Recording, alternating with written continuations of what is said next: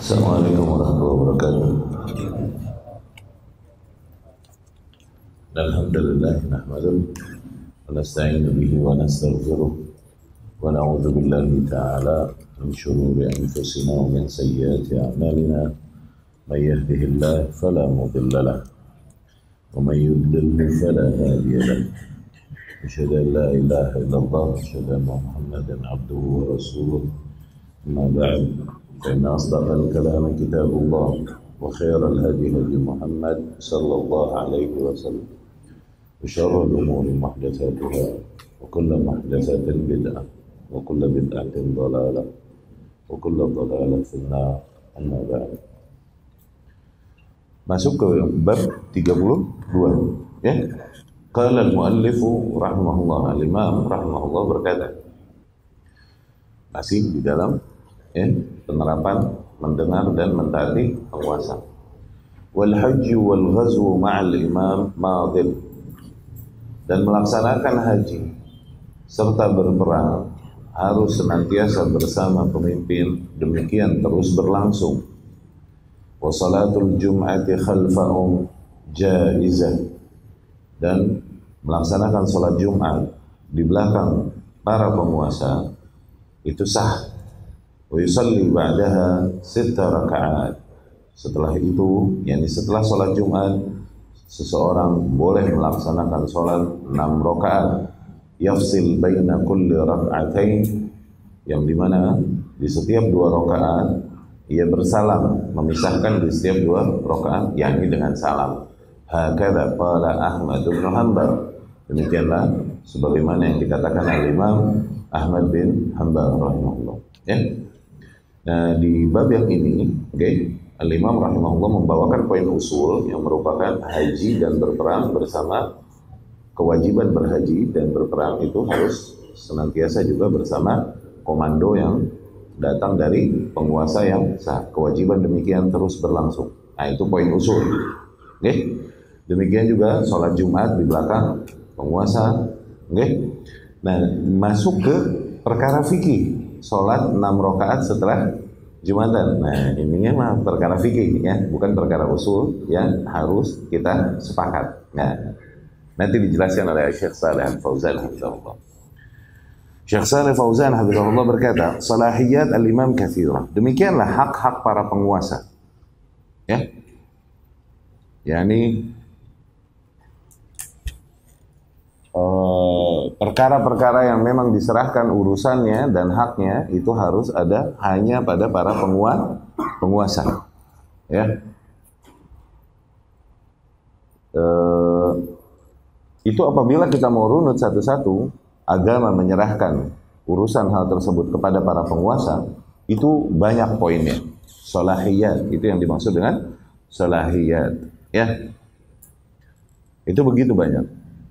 Wa mahallu ihsa'iha wa jam'iha wal ittila' 'alaiha. Adapun apabila seseorang mau melihat poin-poin apa saja yang penguasa memang memiliki hak di dalamnya, memang agama menyerahkan kuasanya kepada para penguasa, poin-poin apa saja, maka agar seseorang membaca buku-buku seperti Al-Ahkam As-Sultaniyah, hukum-hukum kebernegaraan, buku-buku fikih yang sifatnya ahkam sultaniyah, ya, hukum bernegara. Hukum bernegara. Ada allati ullifat fi hada, yang banyak disusun oleh para ulama di dalam bab ini. Misalnya Al-Ahkam As-Sultaniyah karya Al-Imam Al-Mawardi rahimahullah. Juga Al-Ahkam As-Sultaniyah karyanya Abu Ya'la Al-Hambali rahimahullah. Dan banyak kitab lain, ya. Termasuk Fiqh Siyasah Al-Imam Ibnu Taimiyah rahimahullah. Banyak buku-buku lain yang telah disusun di dalam menjelaskan bab ini, yang di situ terdapat keterangan tentang salahiyat, ya, tentang keberhakan penguasa, di dalam mengatur beberapa perkara. Wa hadza madhkur fi kutubil fiqh. Poin-poin demikian juga banyak disebutkan di buku-buku fikih. Wa fi kutubil aqaid, juga banyak disebutkan di dalam buku-buku akidah. Kama huna, sebagaimana poin ini juga ditekankan di buku akidah ini, Syarhus Sunnah Al-Imam Al-Barbahari. Ya. Awalan, annahu yatawalla salat al-jum'ah wal 'idain. Yang disebutkan di antaranya imam penguasa, mereka itu mengatur berjalannya salat Jumat dan salat Idain, dua Id. Salat Jumat dan salat dua Id. Ya. Yusalli al-muslimun khalfah, kaum muslimin salat di belakangnya. Illa ay yakhtara huwa wa yukhlifu minal ulama'i aw min talabatil ilm man yusalli bin nas. Ya. Tapi apakah harus benar pemimpin yang memimpin? Nah, dia boleh mewakilkan kepada siapapun ya di antara para ulama dan atau kepada para penuntut ilmu atau siapapun yang diwakilkan oleh yang sah memang ya, untuk melaksanakan untuk mengimami sholat kaum muslimin. Demikian berjalannya ya, diberikan pengaturan hal tersebut, kemudian nggak mesti langsung penguasa yang mengimami gitu loh, tapi ya berjalan sesuai dengan komando para penguasa gitu. Jadi diwakilkan nanti setiap masjid punya imam masing-masing ya. Masjid ini kemudian juga dikoordinirlah kegiatannya, diaturlah oleh penguasa ya, diarahkan tujuannya dan lain-lain itu diarahkan. Ada bagaimanapun ada peranan penguasa di dalam mengarahkan ya kan apa yang menjadi kegiatan di masjid-masjid tersebut ya.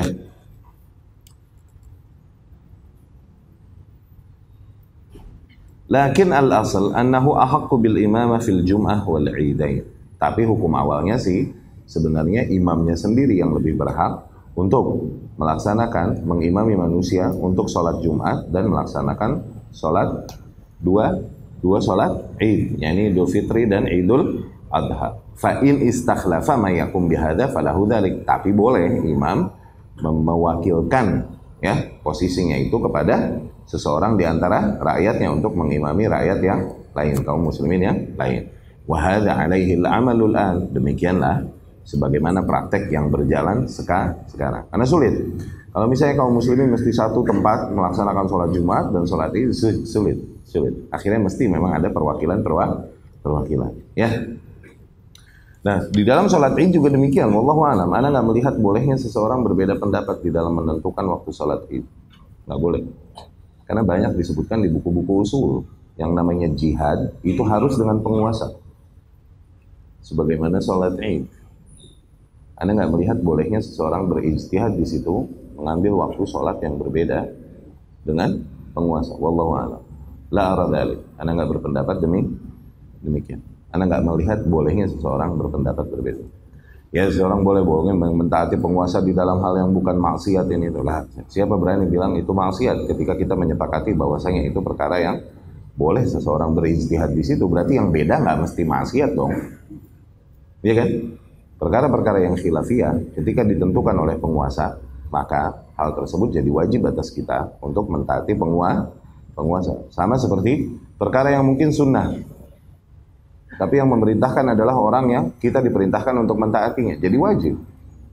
Seperti sahabat yang datang kepada Rasul SAW di masjid, kemudian Rasul memerintahkan dia, coba sholat 2 rakaat.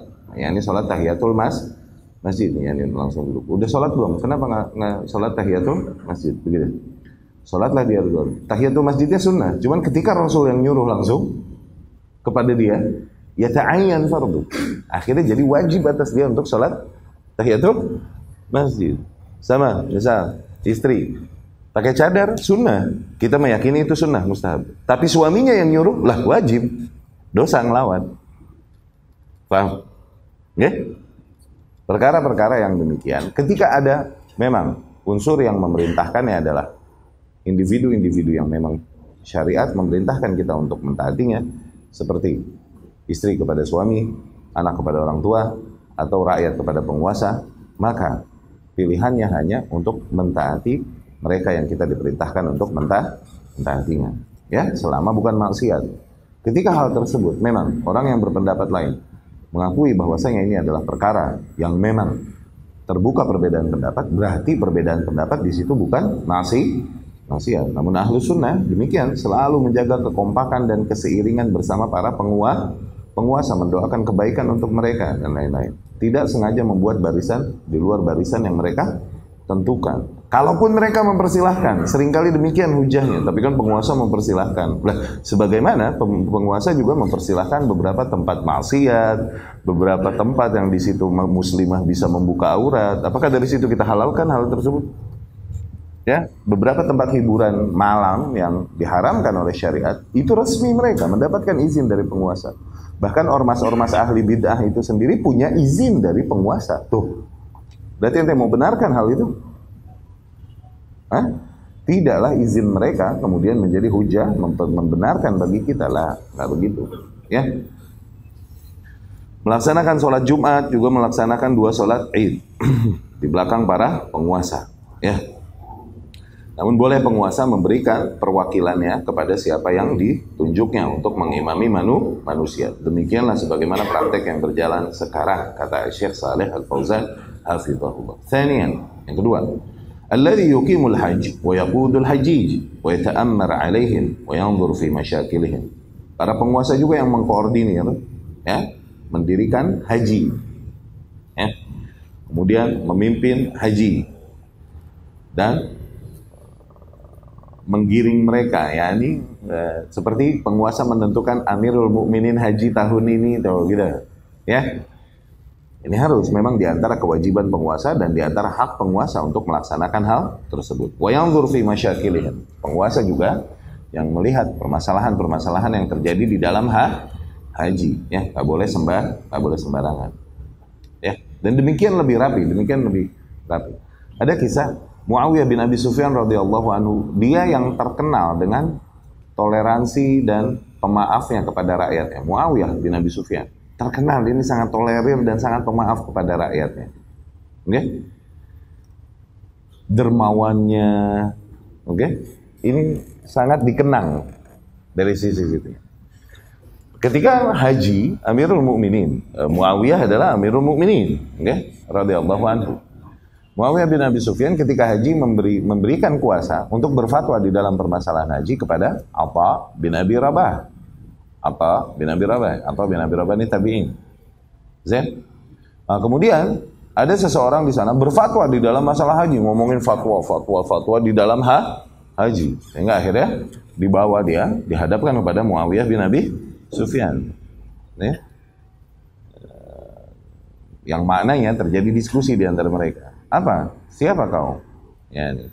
Apa yang kau lakukan? Ya, ini menyampaikan ilmu ini itu apa, Bang?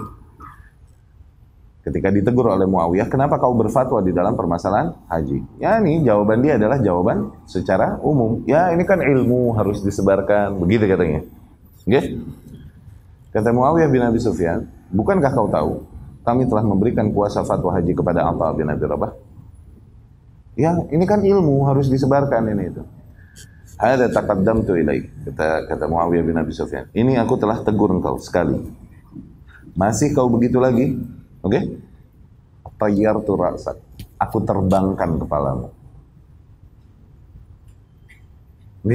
Aku terbangkan kepalamu. Muawiyah bin Abi Sufyan. Supaya apa? Supaya jangan ada orang-orang yang akhirnya memberikan fatwa-fatwa yang bertentangan dengan apa yang disampaikan oleh pemimpin. Akhirnya haji keder nih nanti, haji keder. Oke? Tanggal berapanya, apa yang harus dilakukan. Akhirnya mereka berada di dalam kebingungan. Allahumma. Kecuali memang praktek-praktek yang kita tahu bertentangan dengan usul-usul akidah Ahlus Sunnah, seperti praktek-praktek yang bid'ah di dalam haji dan umroh. Ini perkara yang kita nggak boleh taat di situ kepada siapapun, ya kan? Tapi di dalam perkara umum yang memang di situ terdapat pilihan untuk menentukan, oke, mengambil sikap A atau B, dan keduanya diperbolehkan oleh syariat, maka ikuti sebagaimana diarahkan oleh penguasa, ya.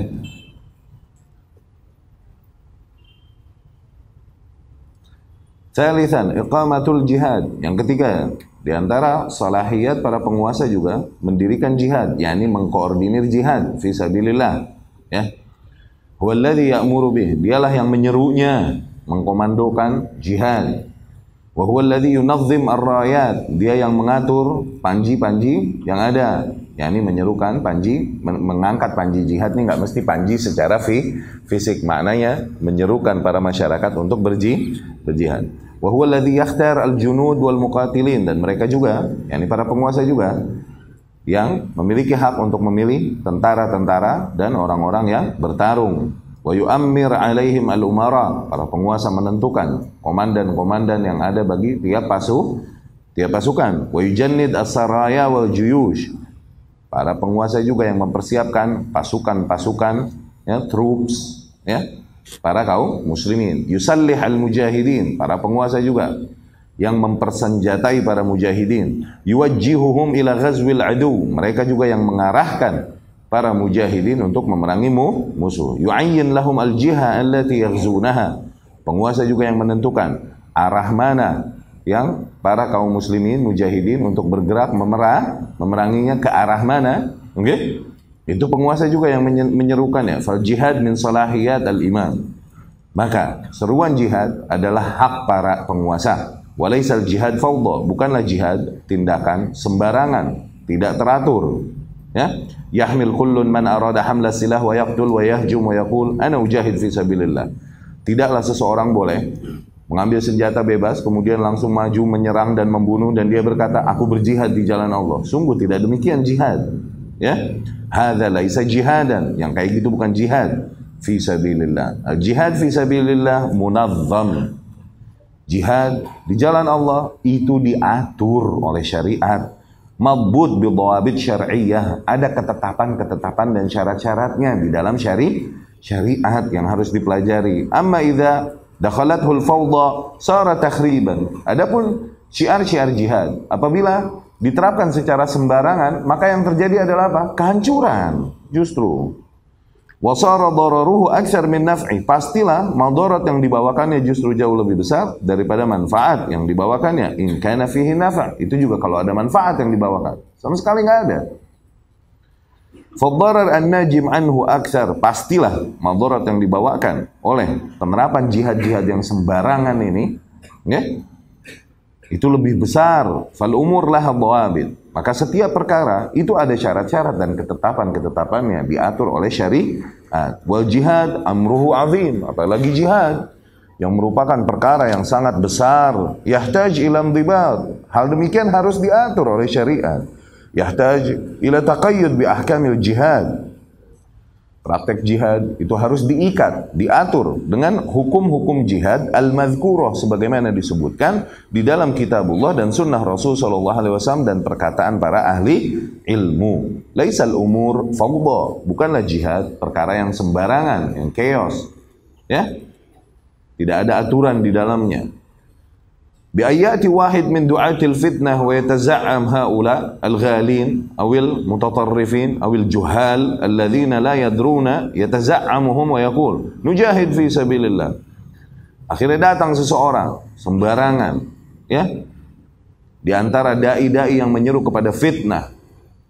Mereka orang-orang yang hulu, orang-orang yang radikal, atau orang-orang yang jahil memang, yang mereka tidak memahami apapun tentang agama. Mereka bergerak dan mengaku-ngaku seraya menyeru bahwasanya kita sedang berjihad di jalan Allah.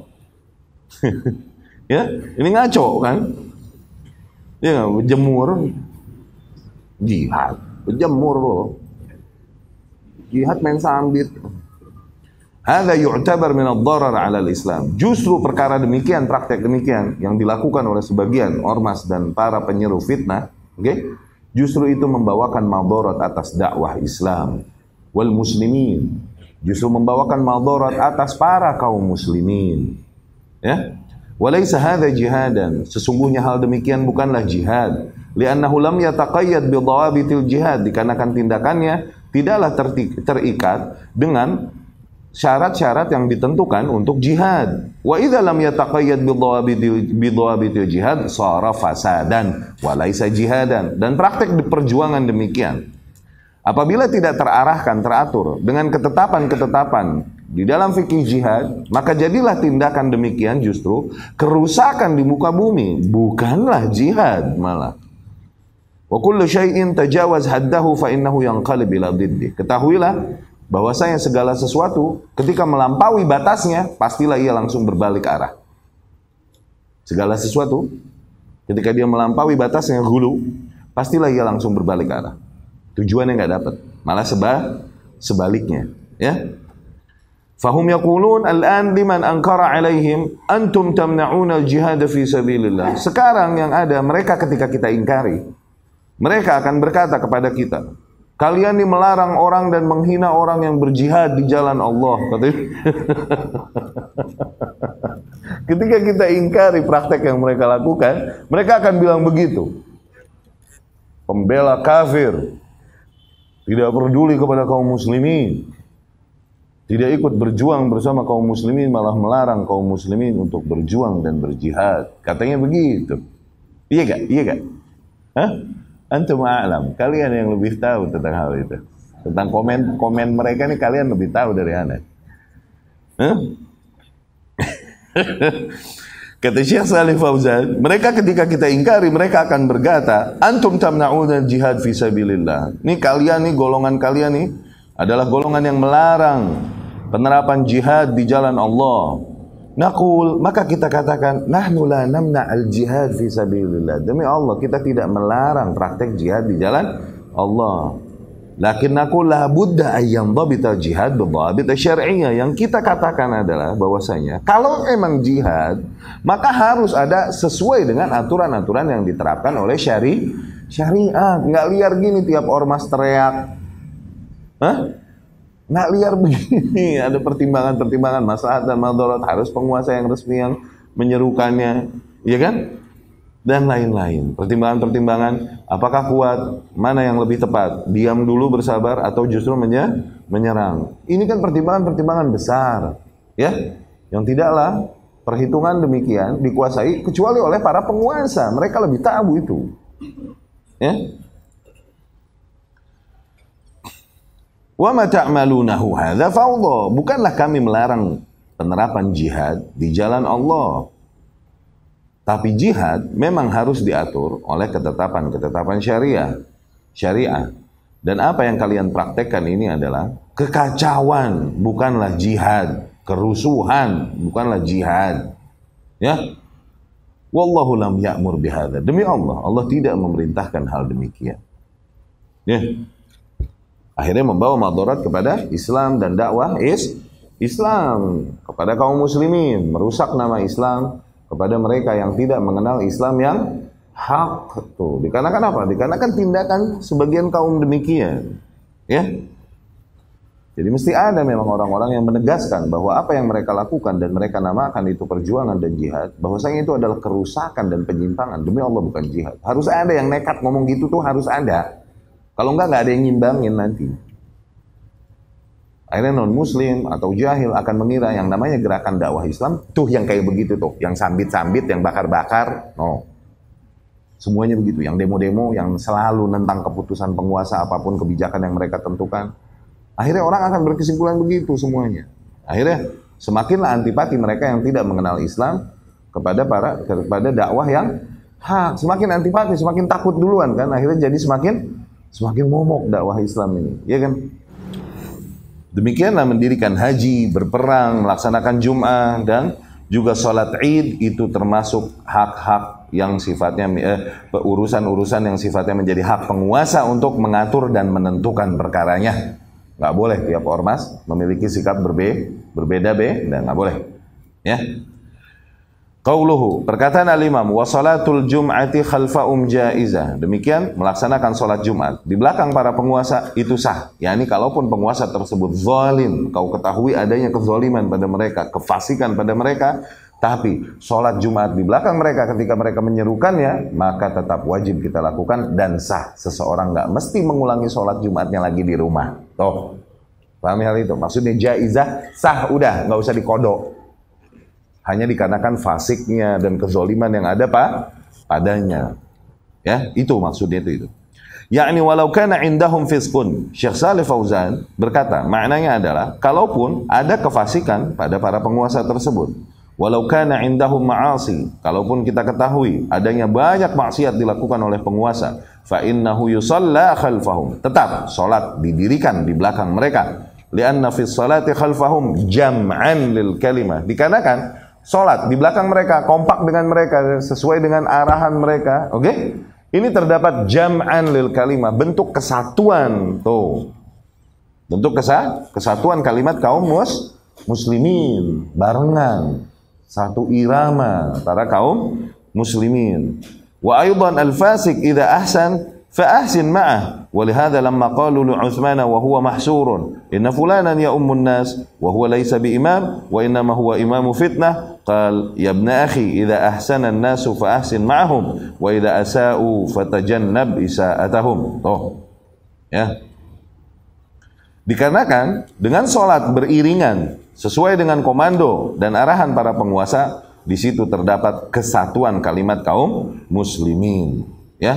Demikian juga kalaupun mereka adalah seorang fasik, apabila mereka melakukan tindakan yang baik dan benar, maka ikuti hal tersebut.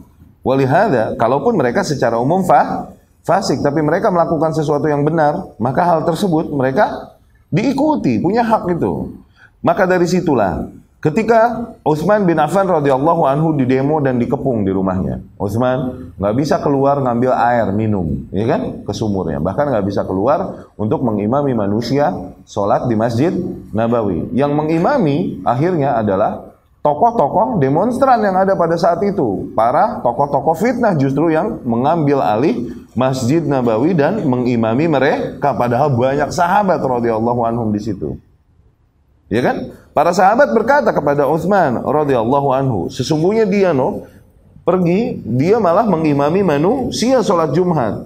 Wa huwa laisa bi imam, padahal dia bukanlah seorang imam, ya. Wa inna ma huwa imam fitnah. Kalaupun ia adalah pemimpin, maka dia diantara pemimpin fitnah pemberontakan kepada Utsman bin Affan ini. Qal, Utsman pun berkata, ya ibna akhi, wahai anak saudaraku, yakni wahai ponakanku, idza ahsana an-nasu fa ahsin ma'ahum. Apabila mereka melakukan tindakan yang ihsan, lakukan tindakan yang ihsan bersama mereka.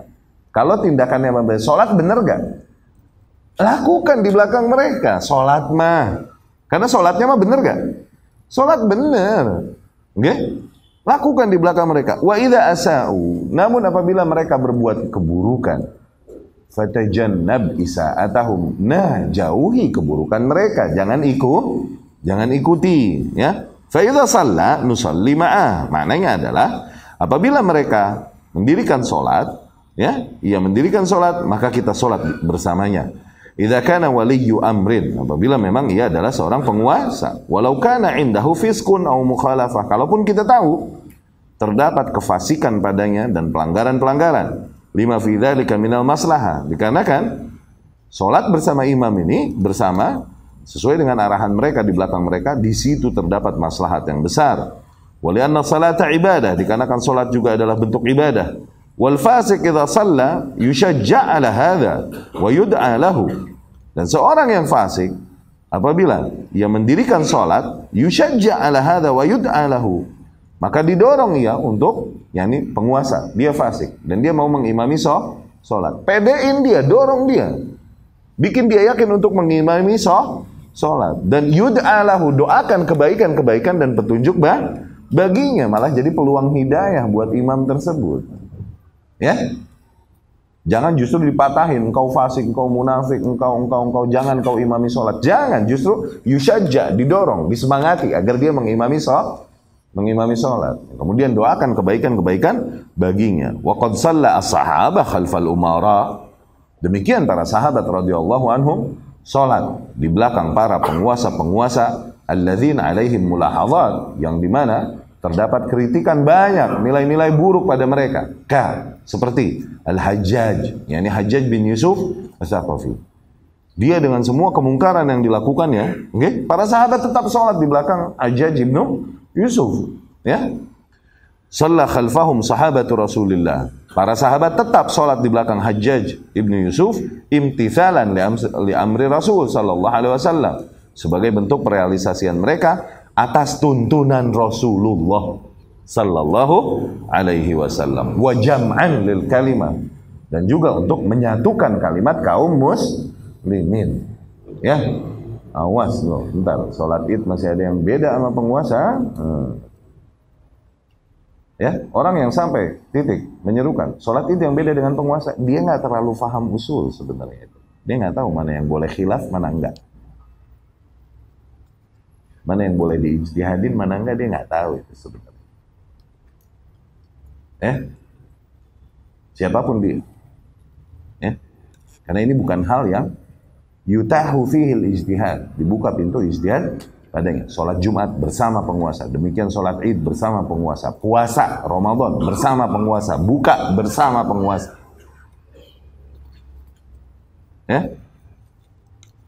Mereka yang sengaja membuat barisan. Di luar barisan penguasa dipertanyakan itu. Usul mendengar dan mentaati penguasanya. Allah.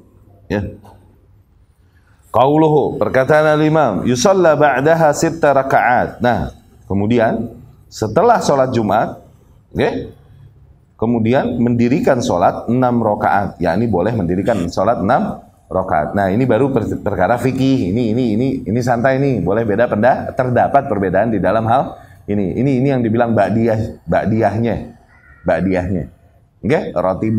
Rotibah Jumat nih, ba'diyahnya. Nih ada 6 rakaat. Sebagian pendapat bilang 6 rakaat juga tiap 2 salam, enggak dur. Demikian sholat sunnah, 2 salam. Sholat sunnah tuh lebih tepat demikian, ya. Nah, kita baca.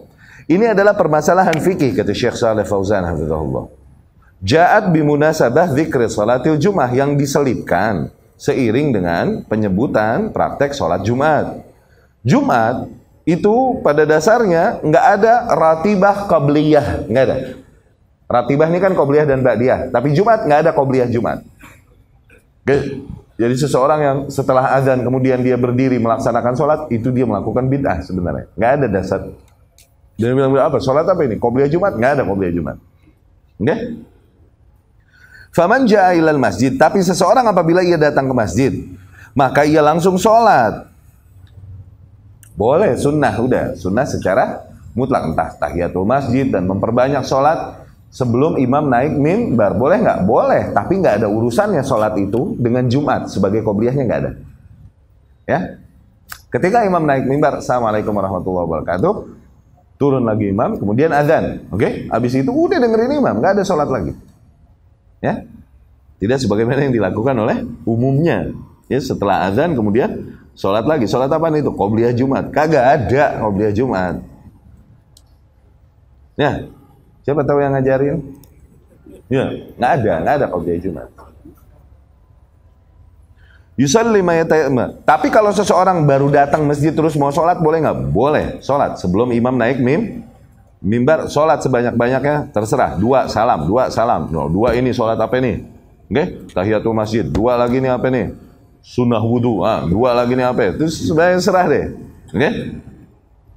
Mata yasar lahu wa yajlis wa yantadir, atau dia setelah sholat terus duduk dan menunggu. Wa in istamarra fi shalah hatta yahdurul imam fa huwa afdal. Tapi kalau dia meneruskan sholatnya, nambah sholat lagi sehingga imam datang, maka itu lebih utama. Ala annahu naflun mutlak, tapi itu sholat nafilah mutlak. Laisa lahu alaqah bi shalatil Jum'ah. Enggak ada urusannya sama sekali dengan sholat Jumat, bukan qobliyah Jumat. Sebelum adzan.